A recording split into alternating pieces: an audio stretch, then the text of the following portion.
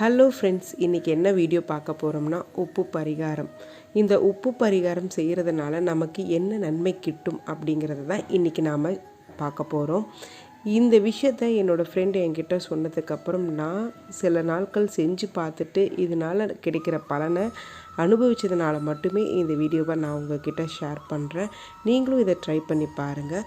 First இந்த உப்பு பரிகாரம் செய்கிறது எப்படி அப்படிங்கிறத பார்க்கலாம். இதுக்கு தேவையான பொருள் என்ன அப்படின்னு பார்த்தீங்கன்னா, இப்போ மஞ்சள் குங்குமத்தில் நான் பன்னீர் போட்டு மிக்ஸ் பண்ணியிருக்கேன். இது கூட கொஞ்சமாக ஜவ்வாதும் மிக்ஸ் பண்ணியிருக்கேன். ஏன்னா இந்த உப்பு பரிகாரம்ங்கிறது மகாலட்சுமி அம்மனுக்கு நம்ம செய்கிற ஒரு பரிகாரம்.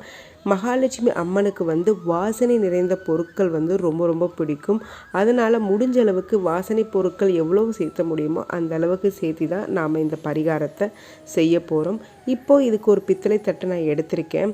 மஞ்சள் குங்குமத்தை தட்டு ஃபுல்லாக சுற்றி வச்சிடலாம். மஞ்சளும் வச்சிடணும், குங்குமமும் வச்சிடணும். இது நல்லா அந்த பூஜை அறையே நல்லா வாசனையாக இருக்கும். உப்பு அப்படிங்கிறது நெகட்டிவ் எனர்ஜியை அப்சர்வ் பண்ணிடும். அதே மாதிரி மகாலட்சுமி நிறைந்திருக்கிற இடம் அப்படின்னு சொன்னால் இந்த உப்பில் தான் நிறைஞ்சிருக்கிறாங்க. இப்போ பித்தளை தட்டில் நான் மஞ்சள் குங்குமம் வச்சுட்டேன்.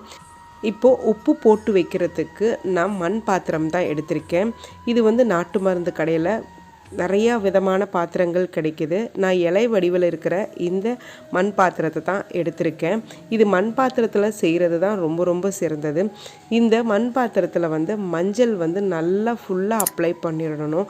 கொஞ்சம் கூட கேப் விடக்கூடாது. அப்படியே அம்மன் நல்லா வாசனையாக, இந்த விளக்கு தான் நீங்கள் அம்மன் நினச்சி நல்லா வாசனை நிறைந்த அந்த மஞ்சளையும் குங்குமத்தையும் வைக்கணும். நான் ஒரு இடம் கூட விடாமல் மஞ்சளை நல்லா அப்ளை பண்ணியிருக்கேன். இப்போது இது கூடவே விளக்கு வைப்போம் இல்லையா, அந்த 2 அகல் விளக்கு எடுத்திருக்கேன். அதுக்கும் நல்லா மஞ்சளை அப்ளை பண்ணிக்கணும். இந்த விளக்கில் தான் நம்ம விளக்கு ஏற்ற போகிறோம். நீங்கள் இந்த உப்பு பரிகாரத்தை எப்பெல்லாம் செய்யலாம் அப்படின்னு பார்த்தீங்கன்னா, தினமும் கூட செய்யலாம், காலை மாலைன்னு கூட செய்யலாம். இன்னும் பிரம்ம முகூர்த்த நேரத்தில் செய்கிறது ரொம்ப ரொம்ப சிறந்தது. முடியாதவங்க மாதத்தில் ஒரு முறையாவது செய்யுங்க. இல்லை அமாவாசை, பௌர்ணமி இந்த மாதிரி டைம்லையும் செய்கிறது ரொம்ப ரொம்ப நல்லது. ஸ்டார்ட் பண்ணுறவங்க ஒன்று வெள்ளிக்கிழமை ஸ்டார்ட் பண்ணிங்கன்னா இன்னும் நல்லது. அதே மாதிரி அமாவாசை டைமில் ஸ்டார்ட் பண்ணுறதும் இன்னும் சிறந்தது. நான் அமாவாசை டைமில் தான் ஸ்டார்ட் பண்ணேன். நீங்களும் ட்ரை பண்ணி பாருங்கள். இப்போது 2 விளக்குக்குமே நான் மஞ்சளை அப்ளை பண்ணிவிட்டேன். இப்போ கார்னரில் கொஞ்சமாக மஞ்சள் குங்குமம் 2யுமே வச்சிடலாம்.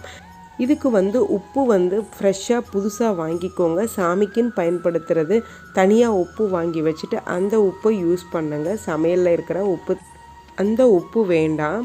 இப்போ 2 விளக்குக்குமே மஞ்சள் குங்குமம் எல்லாம் வச்சாச்சு. இப்போ நான் உப்பு தனியாக ஒரு பாத்திரத்தில் எடுத்து வச்சுருக்கேன். இப்போது அந்த உப்பை இந்த மண் பாத்திரத்தில் நம்ம சேர்த்திடலாம். நீங்கள் எந்த அளவுக்கு நிறையா உப்பை பரப்பி வைக்கிறீங்களோ அந்த அளவுக்கு நல்லது. நான் அந்த மண் பாத்திரம் நிரம்புகிற அளவுக்கு நான் வச்சுருக்கேன். இந்த உப்பில் தான் மகாலட்சுமியை நம்ம நினச்சிக்கணும். இங்கே தான் அம்மன் வாசம் செய்கிறாங்கங்கிறத நம்ம மனப்பூர்வமாக நம்பணும். இப்போது அந்த 2 விளக்கையும் நாம் இதில் அரேஞ்ச் பண்ணலாம். ஃபஸ்ட்டு ஒரு விளக்கு வைக்கிறேன். எப்பயுமே விளக்கு ஏற்றும் போது 2 விளக்காக ஏற்றுறது ரொம்ப ரொம்ப சிறந்தது. அதனால் ஃபஸ்ட்டு ஒரு விளக்கை வச்சுட்டேன். அதில் அர்ச்சத அரிசி கொஞ்சமாக போட்டுக்கிறேன். கொஞ்சமாக நீங்கள் போட்டால் போதும். வெறும் மஞ்சள் அரிசி நல்லா மிக்ஸ் பண்ணிவிட்டு சேர்த்துருக்கேன். அது கூடவே மேலே நம்ம ஏற்றுறோம் இல்லையா, அந்த விளக்கை வச்சுருக்கேன். இப்போது அரேஞ்ச்மெண்ட்டுக்காக நான் தட்டு சுற்றி பூக்களை பரப்பி வச்சுக்கிறேன். இந்த மாதிரி பூ வச்சு நல்லா அலங்காரம் பண்ணி அம்மன் தான் இதில் இருக்கிறாங்க நம்ம அப்படி நினச்சிக்கிட்டு செய்யும்போது இன்னும் ரொம்ப நல்லது. இந்த பரிகாரம் செய்கிறதுனால நம்மளோட கடன் வராமல் இருக்கும். அதே மாதிரி பண வரவு அதிகரிக்கும். எங்கெல்லாம் செய்யலாம் அப்படின்னு பார்த்தீங்கன்னா, வீட்லேயும் செய்யலாம், உங்கள் வியாபார இடத்துலையும் செய்யலாம். நீங்கள் ஸ்கூல், காலேஜ் அப்படின்னு நீங்கள் எங்கெல்லாம் உங்கள் பிஸ்னஸ் செய்கிறீங்களோ அங்கெல்லாம் இந்த உப்பு பரிகாரத்தை செய்யலாம். இப்போது பூக்களை வச்சு அலங்கரிச்சாச்சு. இது கூடவே பஞ்சு திரி சேர்த்துக்கிறேன். பஞ்சு திரி 2 திரியாக எடுத்துகிட்டு நீங்கள் ஒரு திரி ஆக்கி ரெடி பண்ணி வச்சுக்கணும். எப்பயுமே விளக்கு ஏற்றுறதுக்கு ஃபஸ்ட்டு எண்ணெய் தான் சேர்த்துக்கணும், அதுக்கப்புறம் தான் திரி சேர்த்துக்கணும். இந்த பரிகாரத்துக்கு நீங்கள் நல்லெண்ணெய் சேர்த்துக்கணும். நல்லெண்ணெய் எதுக்கு அப்படின்னு பார்த்தீங்கன்னா, நல்லெண்ணெய் நமக்கு கிடைக்கிறது வந்து எள்ளு மூலமாக கிடைக்கிறது.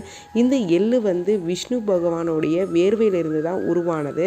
அப்படின்னா இந்த விளக்குக்கு வந்து நீங்கள் நல்லெண்ணெய் சேர்த்துறது தான் ரொம்ப ரொம்ப சிறந்தது. இப்போ நல்லெண்ணெய் சேர்த்து இது கூடவே வந்து பஞ்சுத்திரியை சேர்த்திருக்கேன். அதே மாதிரி விளக்கு ஏற்றுறது வந்து இந்த மாதிரி இன்னொரு விளக்கில் இருந்தோ இன்னொரு தீபத்திலிருந்தோ நீங்கள் ஏற்றுறது தான் சிறந்தது. தீப்பெட்டி வச்சு சேர்த்துறது நல்லது கிடையாது. நல்லதுக்கும் கெட்டதுக்கும் தீப்பெட்டி தான் பயன்படுத்துகிறோம். இப்போ பெரிய பெரிய யாகங்கள் வளர்த்தும் போது கற்பூரத்தை வச்சு தான் யாகத்தையே ஸ்டார்ட் பண்ணுவாங்க.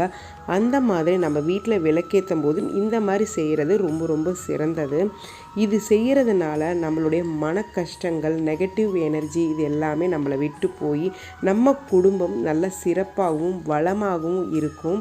கண்டிப்பாக வீட்டில் இதை ட்ரை பண்ணி பாருங்கள். இந்த உப்பை என்ன செய்யலாம் அப்படின்னு பார்த்தீங்கன்னா, நீங்கள் பூஜை முடிஞ்சு அன்னைக்கு இரவு வந்து கால்படாத இடத்துல இந்த உப்பை சேர்த்துங்க.